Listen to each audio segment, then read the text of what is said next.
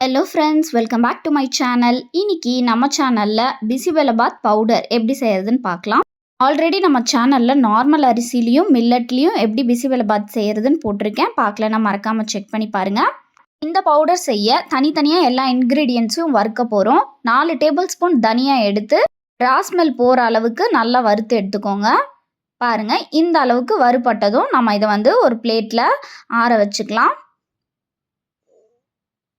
அடுத்ததாக 4 table spoon தனியா எடுத்தோம் இல்லையா, அதே அளவு 4 டேபிள் ஸ்பூன் கடலைப்பருப்பு இதையும் சேர்த்துட்டு நல்லா பொன்னிறமாக நல்லா வறுத்து எடுத்துக்கோங்க. நல்லா வறுபட்டதும் அதே பிளேட்டில் நம்ம ஆற வச்சுக்கலாம். தனியா கடலைப்பருப்பு எவ்வளோ எடுத்தோமோ அதே 4 டேபிள் ஸ்பூன் அளவு உளுத்தம் பருப்பு இதுவும் நல்லா வறுத்துக்கணும். இதுவும் நல்லா வறுபட்டதும் அதே பிளேட்டில் மாற்றிக்கலாம். அடுத்ததாக அதே பேனில் 1/2 டேபிள் ஸ்பூன் மிளகு, 1 டேபிள் ஸ்பூன் ஜீரகம், 1/4 டீஸ்பூன் வெந்தயம் இதையும் நல்லா வறுத்துக்கோங்க.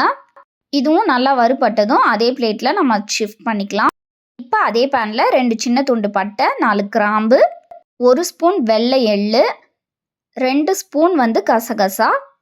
இது போட்டோடனே நிறைய வறுக்க தேவையில்லை, போட்டோடனே வெடிக்க ஆரம்பிக்கும். பிளேட்டில் மாற்றிடலாம். அடுத்ததாக ஒரு கைப்பிடி அளவு நல்ல கருவேப்பிலை சேர்த்துட்டு இது நல்லா கிறிஸ்பி ஆகிற அளவுக்கு வறுத்துக்கணும். நீங்கள் கையில் க்ரஷ் பண்ணிங்கன்னா நல்லா தூள் ஆகணும். அந்த அளவுக்கு வறுத்ததும் ஷிஃப்ட் பண்ணிக்கோங்க. இப்போ அதே பேனில் ஒரு கைப்பிடி அளவு கொப்பரை தேங்காய் எடுத்திருக்கேன்.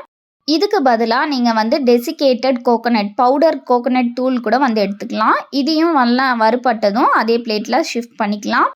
எல்லாமே ட்ரை ரோஸ்ட் தான் பண்ணியிருக்கேன். பட் மிளகாய்க்கு மட்டும் 1 டீஸ்பூன் அளவு எண்ணெய் சேர்த்துட்டு 12 நல்ல காரமுள்ள மிளகாயும் 12 கலர் கொடுக்குற படிகை சில்லி அப்படின்ற மிளகாயும் யூஸ் பண்ணியிருக்கேன். இது நல்லா பேன் சூடாக இருக்கும் போது ஸ்டவ் ஆஃப் பண்ணிவிட்டு வறுத்தாலே போதும். பாருங்கள், இந்த அளவுக்கு வறுபட்டதும் இதையும் நம்ம பிளேட்டில் சேர்த்துட்டு கொஞ்சமாக பெருங்காயத்தூள் இதிலே சேர்த்துட்டு சூடாறினதுக்கப்புறம் மிக்சி ஜாரில் மாற்றிட்டு நம்ம பவுட்ரு பண்ணிக்க வேண்டியது தான்.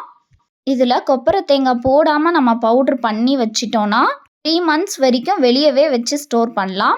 கொப்பரை தேங்காய் யூஸ் பண்ணியிருக்கிறதால நம்ம ஃப்ரிட்ஜில் 3 months வரைக்கும் ஸ்டோர் பண்ணிக்கலாம்.